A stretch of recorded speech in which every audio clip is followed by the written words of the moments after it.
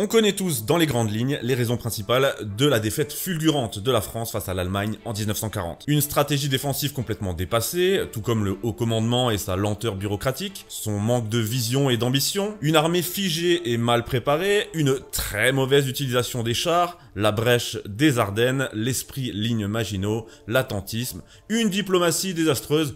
Bref, résultat, une débâcle, une honte et un traumatisme qui restera à jamais gravé dans notre mémoire nationale. Aurait-on pu éviter ça? Oui, en 40, la France avait les moyens matériels de tenir. Je dis pas forcément de gagner, mais au moins de tenir. Pour ce qui est de remporter la victoire, là, il faut faire intervenir un autre facteur. Aujourd'hui, ce facteur, ce sera pas n'importe lequel.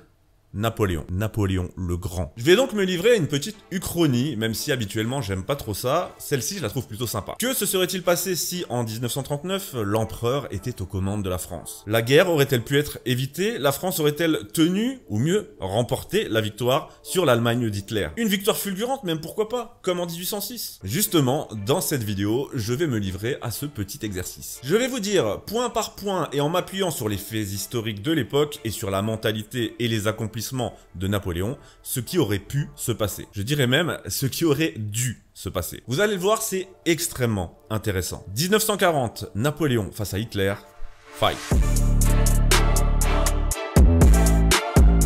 Allez, c'est parti. Bon, les raisons de la défaite, je viens de vous les donner dans les grandes lignes. Maintenant, la question est de savoir, et c'est ça qui nous intéresse, si un certain Napoléon Bonaparte aurait fait mieux. Je sais, c'est pas la même époque, pas le même matériel, pas les mêmes mentalités, stratégies, c'est pas du tout le même rapport de force aussi, mais c'est une uchronie, faut pas l'oublier. Mais une uchronie très sympa, vous allez le voir, et très plaisante. Donc, on va présumer que dans les années 30, l'empereur sort de son tombeau.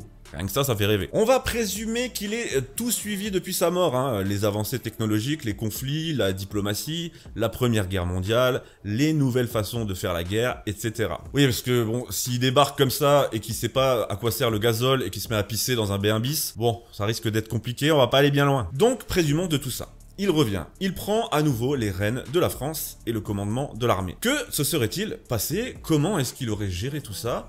La France aurait-elle pu tenir, voire même triompher? Qui dit sujet napoléonien dit partenaire napoléonien, un partenaire que vous connaissez bien maintenant, la boutique Napoléon. Si vous regardez cette vidéo, c'est forcément que l'histoire vous intéresse, et aussi pour certains d'entre vous, que vous êtes des passionnés de l'Empire. Dans les deux cas, sur le site de la boutique Napoléon, vous serez au paradis. Vous y trouverez tout ce que vous aimez, des statuettes, des livres, des sabres, des bâtons de maréchaux, des figurines, de l'alcool.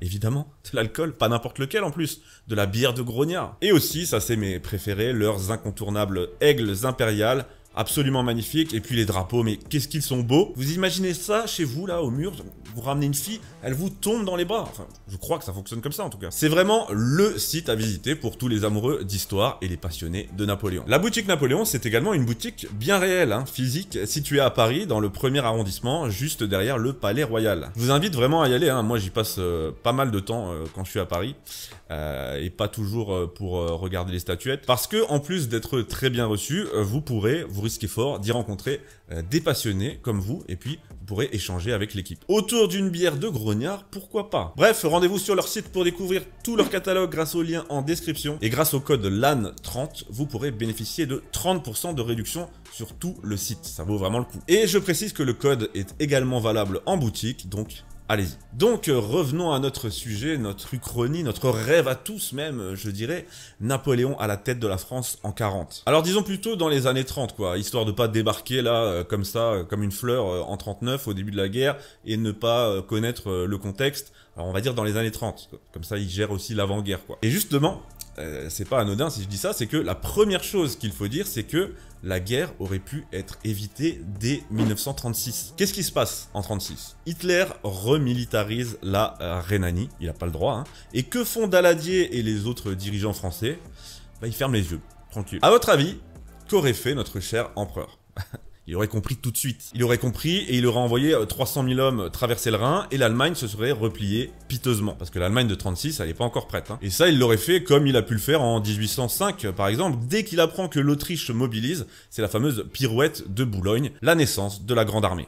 Résultat, Austerlitz. Donc si en 36 on réagit correctement, normalement, c'est terminé. Fin de l'histoire, pas de réarmement et donc potentiellement, hein, pas de Seconde Guerre mondiale. Après, peut-être qu'elle serait arrivée autrement, hein. Vous voyez comment a démarré la première. Voilà, donc tout aurait pu s'arrêter en 1936. Mais bon, pour se prêter au jeu et puis que ça continue, admettons que l'empereur arrive un peu plus tard, en 38 ou en 39. Bah là, c'est pas plus compliqué non plus. Napoléon n'aurait pas du tout apprécié, accepté l'attentisme français. Pas de drôle de guerre, d'ailleurs ce terme l'aurait fait bien rire, et pas de mobilisation molle. On le connaît bien, Napoléon. Il a toujours pris l'initiative, il a toujours frappé vite et fort. Souvenez-vous, bien sûr, de sa campagne d'Italie en 1796, où il pulvérise les Autrichiens en quelques mois avec une toute petite armée démoralisée, le tout grâce à sa doctrine de l'offensive, du mouvement et de la surprise. Le tout en concentrant toutes ses forces sur un point face à une armée divisée. En 1939, pendant que l'Allemagne était occupée en Pologne, il suffisait d'enfoncer la roue. Et là, avec l'économie allemande étranglée, et l'aide anglaise bien sûr, Hitler n'aurait pas pu tenir bien longtemps. Concernant la ligne Maginot, comment dire LOL, c'est les mots de l'empereur. Hein. Déjà, le béton, c'était pas son truc. Mais surtout, comme je l'ai dit, lui, c'était l'offensive, le mouvement, la vitesse. On l'a vu en Italie, on l'a vu à Ulm, hein, où il gagne la guerre littéralement grâce à son mouvement, avec le général Mack, hein, qui se retrouve encerclé dans Ulm et est contraint de capituler sans rien comprendre à ce qui lui arrive. On dit que l'armée française gagnait la guerre avec ses pieds. L'empereur ne gagnait pas, ne faisait pas la guerre en attendant derrière des murs. Prenez l'initiative et l'offensive. Oui, je sais, la ligne Maginot n'a théoriquement jamais été percée, et puis c'est quand même un ouvrage assez fabuleux, mais c'est pas la ligne Maginot le problème. C'est l'esprit ligne Maginot. En 1939, Napoléon aurait mobilisé ses armées en Belgique et aux Pays-Bas pour empêcher l'initiative allemande et surtout verrouiller les plaines du Nord. C'est d'ailleurs exactement ce qu'il a fait en 1815 pour éviter la jonction des armées britanniques et prussiennes en Belgique, même si ça finit malheureusement sur Waterloo. Concernant les Ardennes, soi-disant impraticables, infranchissables pour une armée mécanisée, Napoléon connaissait trop bien l'art de la surprise pour ignorer ça. Souvenez-vous quand même qu'il a fait traverser les Alpes à une armée entière avec ses canons et ainsi surpris les Piémontais et les Autrichiens. Alors une forêt, bon. Concernant l'armement, Napoléon aurait certainement bien compris l'importance des blindés. On le sait, les chars français étaient très bons, souvent meilleurs que les chars allemands, mais ils étaient mal utilisés, éparpillés comme de simples soutiens d'infanterie. L'empereur, qui lui avait su à l'époque concentrer sa cavalerie pour frapper d'un coup décisif, rappelez-vous Eylau évidemment, il aurait certainement fait de même avec les blindés, qui sont les héritiers de la cavalerie. Il les aurait massés en divisions autonomes appuyées par l'aviation. Ce qu'avait déjà compris De Gaulle d'ailleurs, malheureusement pas écouté, et malheureusement c'est ce qu'avaient compris les Allemands. Enfin, la diplomatie. Napoléon n'était pas qu'un stratège militaire, il savait aussi jouer sur les alliances. L'Italie par exemple, il l'aurait très probablement tenue par la menace ou par la flatterie, empêchant Mussolini de rejoindre Hitler. Ça, honnêtement, je pense que c'était pas si compliqué. Et puis l'alliance avec la Pologne, elle aurait été totalement mieux gérée, hein, et vous connaissez les liens qui unissent la France napoléonienne et la Pologne. Concernant l'URSS, il aurait sans doute tenté de traiter avec Staline directement, en l'isolant ou, je sais pas, en le faisant basculer dans le camp franco-britannique, même pourquoi pas. Rappelez-vous, en 1807, à Tilsit, il avait su retourner le tsar contre ses anciens alliés. Mais bon, en 1939, c'est pas pareil, on n'a pas la même puissance, on est plus sur une guerre de blocs, donc ça aurait été plus compliqué, je vous l'accorde. Bref, tout ça pour dire que, très probablement, encore une fois, ça reste une uchronie, Napoléon aurait totalement changé le visage de cette guerre. Pas d'attentisme, pas de lenteur bureaucratique, pas de division paralysée par un commandement mou et incompétent. D'ailleurs, le commandement, il aurait été centralisé, hein, comme à l'époque. Une meilleure gestion des blindés, de la diplomatie, mais aussi, ne l'oublions pas, son génie stratégique et militaire. Maintenant, si on veut être honnête... Ouais, parce que j'étais totalement malhonnête hein, jusque-là. Non, si on veut être honnête et équilibré un peu, tout n'aurait pas été si simple, évidemment. Même avec Napoléon aux commandes, il y avait quand même des obstacles sérieux. En premier lieu, la démographie. La France, en 1939, c'est 40 millions d'habitants contre 70 millions d'Allemands. Pas facile de compenser un tel écart. Même si, encore une fois, l'infériorité numérique n'a jamais vraiment été un réel problème pour l'empereur, et il nous l'a prouvé maintes fois. Ensuite, l'industrie. La France produisait de bons chars, mais lentement, et puis l'aviation était totalement en retard sur l'aviation allemande. Il aurait peut-être pu anticiper et accélérer les choses comme l'ont fait par la suite les soviétiques, hein, mais l'écart était quand même assez grand. Point important, très important même, le moral du pays. La France, au début du 19e siècle, elle avait soif de gloire. Je le dis souvent, c'est un débordement de testostérone, l'épopée impériale. La France de 1939, elle avait encore les fantômes de Verdun et de la saignée de la Grande Guerre. Pas sûr que tout le monde aurait soutenu une nouvelle guerre totale, qui plus est avec une stratégie offensive. Napoléon avait su maintes fois galvaniser le pays et son armée, et ce, dès la première campagne d'Italie, où il a fait des miracles avec une armée à la ramasse. Mais bon, sur ce point-là, ça aurait été compliqué, sans doute. Et puis enfin, il faut pas les oublier ceux-là, hein, jamais.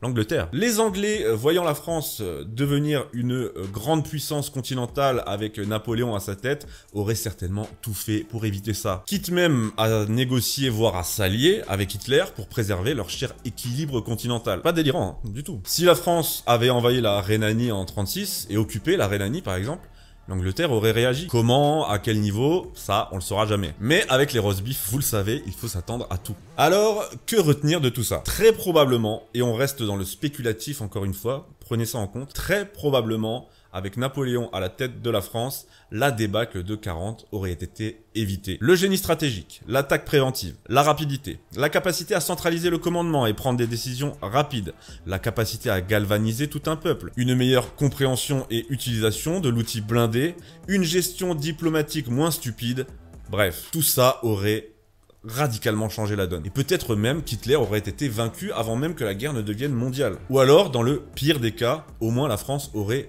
tenu.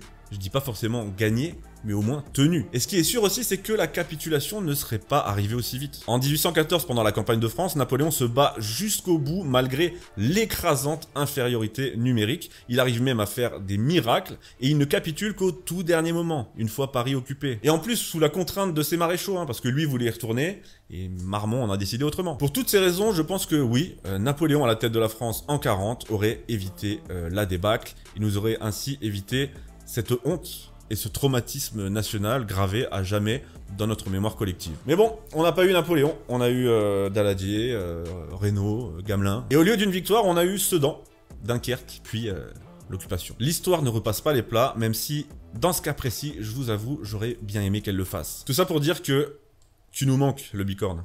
Et vous, qu'est-ce que vous pensez de tout ça? Bah, c'est une uchronie, du coup on peut discuter, vous pouvez faire votre propre uchronie dans le chat, revenir sur ce que j'ai dit, ajouter des facteurs que j'aurais peut-être oubliés et me dire ce que vous pensez de mon avis. Je remercie encore mon sponsor très approprié et très fidèle, la boutique Napoléon.